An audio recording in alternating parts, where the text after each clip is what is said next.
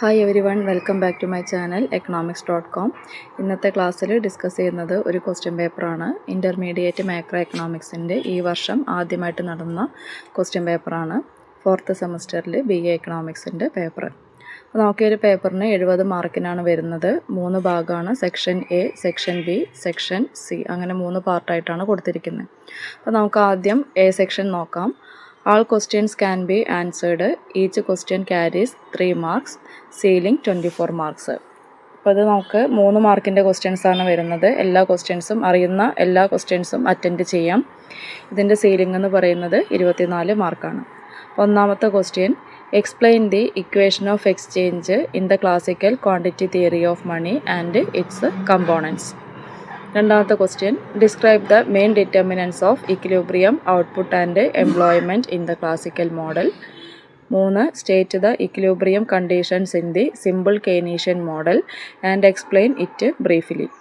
4, name and explain the 4 components of aggregate demand in Keynesian economics. 5, explain the 3 motives for holding money according to Keynesian theory. 6, define the LM curve in a closed economy and explain what it represents. 7, define the IS curve and explain its significance in the product market. 8, explain the relationship between inflation and unemployment as shown by the Phillips curve.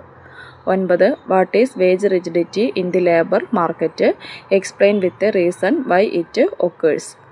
10th question, mention and briefly explain 3 factors that can shift the aggregate supply curve. ഇത്രയും കാര്യങ്ങളാണ് A സെക്ഷനിൽ കൊടുത്തിരിക്കുന്നത്. 3 മാർക്കിൻ്റെ ചോദ്യങ്ങളാണ്. ഇനി section ബിയിലേക്ക് പോവാം. All questions can be answered. Each question carries 6 marks. Ceiling 36 marks. ഇപ്പോൾ B സെക്ഷനിൽ വരുമ്പോൾ നമുക്ക് എല്ലാ ക്വസ്റ്റ്യൻസും അറ്റൻഡ് ചെയ്യാൻ കഴിയും. ഒരു ക്വസ്റ്റ്യന് 6 മാർക്ക് വെച്ചാണ് വരുന്നത്. ഇതിൻ്റെ സീലിംഗ് എന്ന് പറയുന്നത് 36 മാർക്കാണ്. 11ാമത്തെ ചോദ്യം, explain the fiscal and monetary policy implications of the classical model. 12, explain how the equilibrium interest rate is determined in the classical system. 13, analyse the role of fiscal stabilisation policy in the Keynesian model. How does government spending and taxation influence the economy. 14, briefly discuss the multiplier effect. 15, explain the Keynesian theory of interest. 16, explain how the ISLM model is extended four an open economy. 17, explain the concept of underemployment equilibrium in orthodox Keynesian economics. 18, describe the flexible price fixed money wage model. ഇത്രയാണ് B സെക്ഷനിൽ വരുന്ന ചോദ്യങ്ങൾ. Section C ആണ്. Answer any one, each question carries 10 marks. ഈ ഒരു സെക്ഷനിലേക്ക് വരുമ്പോൾ അത് എന്താണ് എല്ലാ ക്വസ്റ്റ്യൻസ് അറ്റൻഡ് ചെയ്യേണ്ട ആവശ്യമില്ല. ഒരു ചോദ്യത്തിന് മാത്രമാണ് ആൻസർ കൊടുക്കേണ്ടതുള്ളൂ.